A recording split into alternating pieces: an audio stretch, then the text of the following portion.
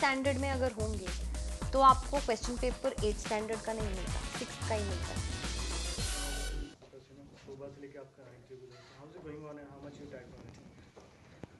It's going very well, and I'd be lying if I say I'm not tired, but I think it's a happy tired.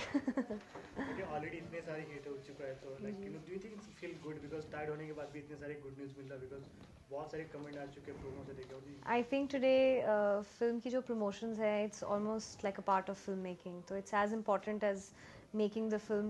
क्योंकि आप अच्छी film बनाकर या अच्छा काम कर कर if you're not reaching out to people, there's no point. So I think all of you give great support in doing that. तो हमारा भी आई थिंक हमारी रिस्पॉन्सिबिलिटी बनती है, और एक्चुअली ये थोड़ा सा सेल्फिश हो जाता है हमारे लिए कि हम अपनी फिल्म के लिए ये करते हैं, तो उसमें टायर्ड होना और फिर क्रिप करने का कोई मतलब नहीं बनता। Same time like first one like use you तो सेकंड वाला कितना रिस्पांसिबिलिटी होता है जब आपके ऊपर होता है पहली movie. See I think in terms of competition जो आप कहना चाह रहे हैं, कंपटीशन पहली फिल्म से नहीं है। मैं ये क्लेम करती हूँ, मैं ये बात काफ़ी वक्त से बोल रही हूँ कि हेट स्टोरी 2 एग्जिस्ट ही इसलिए करती है क्योंकि हेट स्टोरी ओरिजिनली जो पहली फिल्म थी वो बहुत सक्सेसफुल फिल्म रह चुकी है। तो टी सीरीज़ हो, पॉली हो, जिन्होंने बहुत बहुत अच्छा काम किया है फिल्म में, उनकी वजह से हेट स्टोरी 2 एग्जिस्ट भी करती है। It's in existence because of them. तो I think it's only fair to say that pressure नहीं है, but it's a good responsibility that let's keep the standard there, you know, let's deliver a good product, let's deliver a good film. अभी तक का जो response मिला है वो बहुत कमाल का मिला है फिल्म को, प्रोमो को, म्यूज़िक को, सॉन्ग्स को। तो उम्मीद करते हैं कि फिल्म को भी ऐसा रिस्पॉन्स मिले। डिमांड होता है कि लाइक प्रोमो हिट या गाने हिट तो picture hit, what do you think for that? ये फ्राइडे बताता है।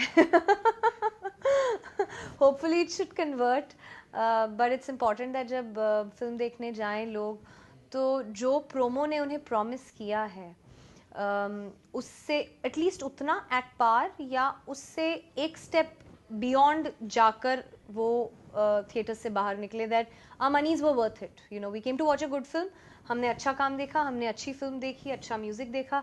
Because the promo has to be, when a promo is promising, इसका मतलब ये है कि आप व्यूअर्स को बता रहे हैं what the film is going to be like, right?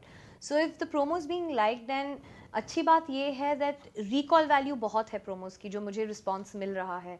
People are going and watching the promo again and again and again, you know, जो मेरे क्लोज अक्वेंटेंसेज हैं, फ्रेंड्स हैं या फैंस हैं, पीपल से दैट हम लोग आज हमने प्रोमो देखा, फिर थोड़ी देर बाद फिर मन किया promo, so it has that recall and people want to watch it again, you know, which is a great sign. So, people recognize you always on a small screen. Do you feel that this debut on a big screen is a bit late, according to your fans, especially? No, I think everything.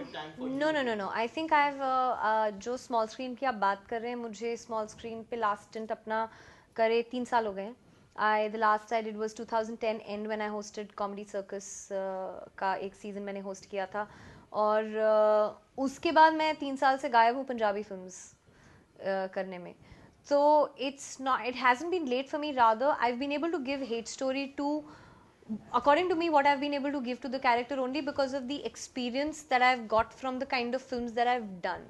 You know, I think with our industry या बाकी industries के साथ भी, जितना आप अपने काम को, किसी भी चीज़ को प्रैक्टिस ज़्यादा करते हैं, आप उतने बेटर होते रहते हैं। तो आई थिंक अगर मैं 3 साल पहले मुझे हेट स्टोरी 2 मिली होती तो मैं उसके साथ शायद मेरे हिसाब से पर्सनली जस्टिस नहीं कर पाती, क्योंकि हर चीज़ का एक राइट टाइम होता है, और आप जैसे एज ए ह्यूमन बीइंग या पर्सनली इवॉल्व होते हैं, आपको सामने से उसी लेवल का काम मिलता है। फॉर एग्जाम्पल, आप 6 स्टैंडर्ड में अगर होंगे तो आपको क्वेश्चन पेपर 8 स्टैंडर्ड का नहीं मिलता, 6th का ही मिलता है। तो आई एम सॉरी, थोड़ा फिलोसॉफिकल है, but it works that way. So आपकी पर्सनल ग्रोथ, आपके प्रोफेशनल सामने से जो आपको काम आता है, वो आपकी पर्सनल ग्रोथ के हिसाब से ही आता है। What you are capable of doing, what you can do, उसी के हिसाब से आता है। मैं थोड़ा फिलोसॉफिकली और स्पिरिचुअली भी अपने काम को लेती हूँ। तो I think there is always a right time for everything.